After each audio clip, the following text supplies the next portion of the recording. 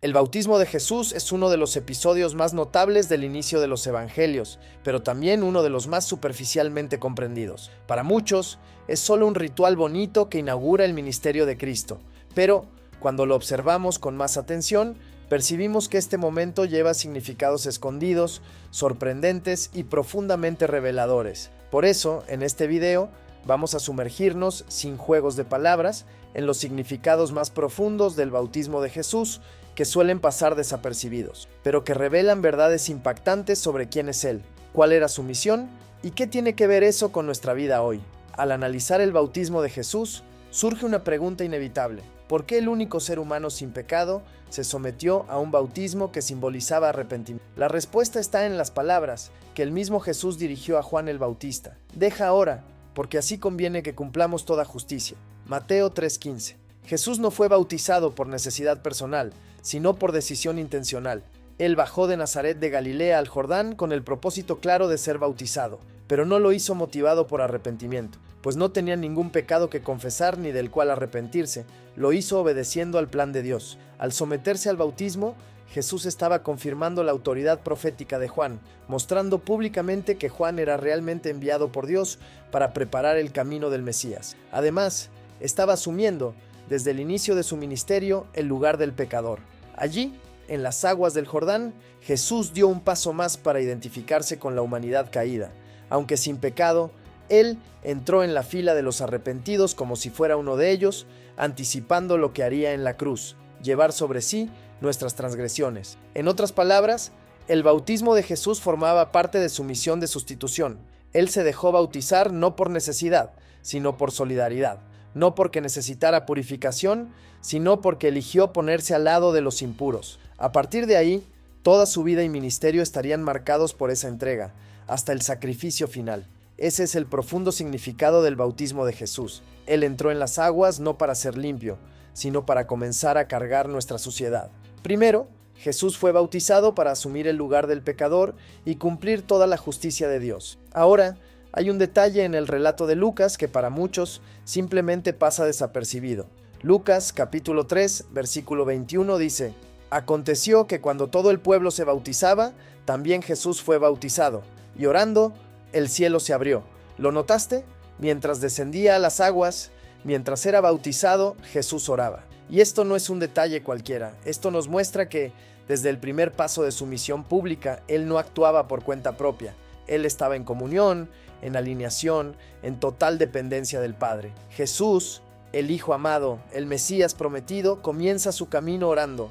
No es solo un gesto bonito, es una entrega, una rendición a la voluntad del Padre. Esa oración en el bautismo nos enseña algo profundo.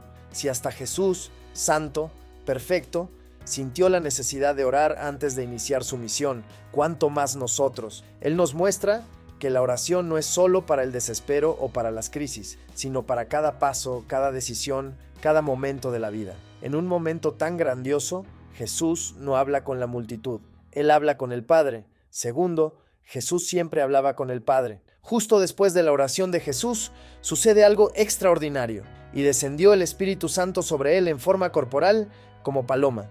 Lucas 3:22. Y aquí debo ser sincero, definitivamente, no sabemos por qué Dios eligió la forma de una paloma para representar al Espíritu Santo, ya que pudo haber enviado al Espíritu de maneras que ni imaginamos, pero Dios eligió una paloma, y eso, con certeza, no fue por casualidad.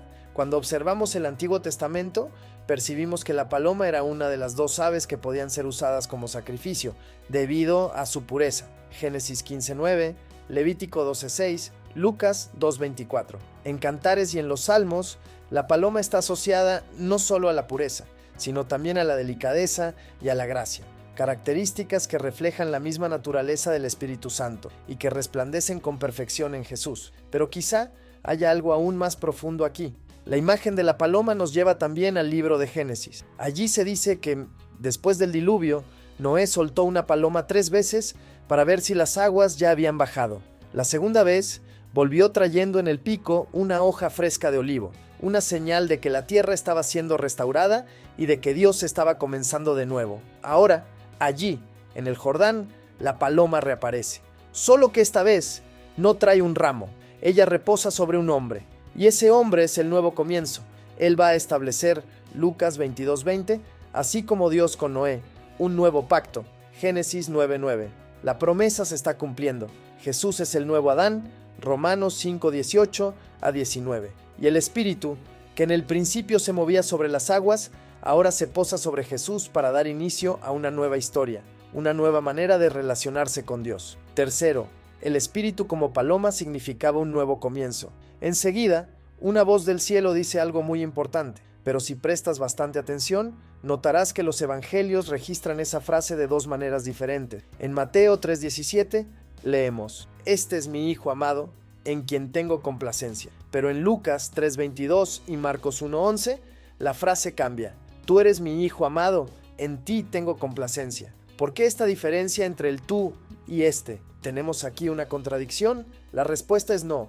En Mateo, el Padre está hablando sobre Jesús. La declaración es pública. Es como si el Padre estuviera presentando a Jesús al mundo. Es el inicio oficial del ministerio de Jesús. La unción fue hecha en el cielo. Pero ahora el Padre autentica eso delante de las personas. Es una revelación, no solo para los que estaban a la orilla del Jordán, sino para toda la humanidad. La identidad mesiánica de Jesús ya no es un secreto. El cielo está diciendo en voz alta: Él es el enviado. Necesitamos recordar que Mateo escribe para judíos, presentando a Jesús como el Mesías prometido. Pero en Lucas 3:22 y Marcos 1:11, el enfoque no es el público que oye, sino Jesús. Dios no habla sobre el Hijo, Él habla con el Hijo, y eso lo cambia todo. El tono es íntimo, personal, profundo. El Padre está confirmando la verdad al corazón de Jesús. Es el tipo de palabra que fortalece por dentro, que sostiene en tiempos de tentación en el desierto, que da ánimo para enfrentar la cruz. Estas dos diferencias revelan dos dimensiones del ministerio de Cristo. Una es pública, la misión. La otra es personal, la comunión. Y esto nos enseña algo precioso. Jesús no fue solo enviado por el Padre, Él es amado por el Padre. Cuarto, Jesús es el Hijo amado. Si seguimos mirando con atención, estas mismas palabras dichas por el Padre a Jesús encuentran otras correspondencias en las Escrituras. No es algo nuevo, es el cumplimiento de una promesa antigua. En el Salmo 2:7 leemos: "Mi hijo eres tú, yo te engendré hoy". Ese salmo, usado para coronar a los reyes de Israel, apuntaba a alguien mayor, un rey eterno, un hijo con autoridad divina. Cuando el Padre declara en el bautismo: "Tú eres mi hijo", está diciendo que este Jesús es el cumplimiento de la promesa hecha a David, el rey ungido que gobernará con justicia para siempre. Segundo Samuel 7:12-13, 16. Pero la declaración no termina ahí. También hace referencia a Isaías 42:1, que dice: "He aquí mi siervo, yo le sostendré, mi escogido, en quien mi alma tiene contentamiento". La referencia es inconfundible. El Padre está conectando a Jesús no solo con el Rey prometido, sino también con el siervo sufriente, aquel que cargaría los dolores del pueblo, que traería justicia a las naciones, que sería lleno del Espíritu y cumpliría la misión redentora con mansedumbre y obediencia. Observa el detalle. En el bautismo, Jesús es declarado tanto Rey como siervo, un hijo que reina con autoridad, pero que también se entrega con humildad. Quinto, Jesús, Rey y siervo. Ahora vamos a Lucas 12:50, donde Jesús dice: "De un bautismo tengo que ser bautizado, y cómo me angustio hasta que se cumpla". Aquí, Jesús no está hablando de las aguas del Jordán. Él ya había sido bautizado.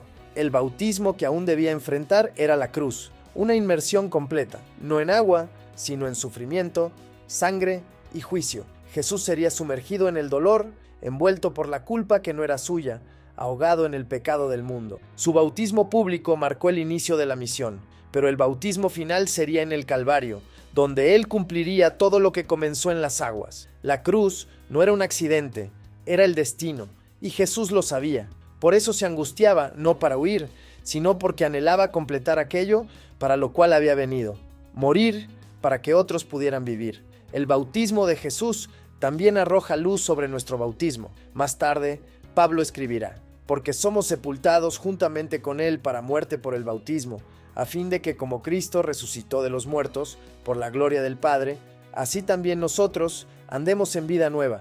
En otras palabras, el bautismo no es solo un ritual hermoso, es un símbolo de identificación con ese viaje: muerte, sepultura y resurrección. Así como Jesús fue sumergido en dolor por nuestra causa, ahora somos sumergidos en Él. para vivir una nueva vida libres del poder del pecado.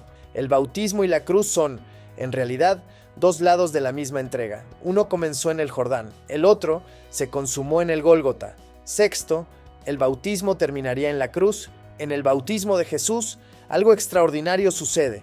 El cielo se abre, la voz del Padre resuena, el Espíritu desciende como paloma, y el Hijo entra en las aguas. Es una de las escenas más reveladoras de las Escrituras, no solo porque marca el inicio del ministerio de Jesús, sino porque allí la Trinidad se manifiesta de forma clara y poderosa. El Padre declara: «Este es mi Hijo amado, en quien tengo complacencia». No es solo una presentación pública, es una confirmación celestial. Antes de cualquier milagro o predicación, Jesús recibe la aprobación del Padre. Es el sello divino de que Él está exactamente donde debía estar, haciendo exactamente lo que vino a hacer. El Hijo, por su parte, entra en las aguas no por necesidad, sino por misión. El santo se une a los pecadores. Aquel que no tiene pecado escoge identificarse con los que sí lo tienen. Su bautismo es una señal de obediencia y entrega, el primer paso visible rumbo a la cruz. Y el Espíritu desciende sobre él, no como espectáculo, sino como capacitación. La paloma reposa sobre Jesús como señal de unción, paz y gracia. Padre, Hijo y Espíritu están allí, en perfecta unidad, juntos en la obra de la salvación. Séptimo, el bautismo revela la Trinidad.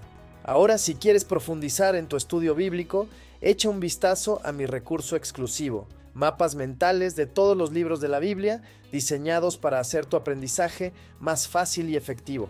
También recibirás materiales extra para llevar tu jornada bíblica al siguiente nivel. No te lo pierdas. Haz clic en el enlace en la descripción para obtener acceso inmediato. Aprovecha para ver también el video que está apareciendo en tu pantalla. Hasta la próxima. ¡Ya!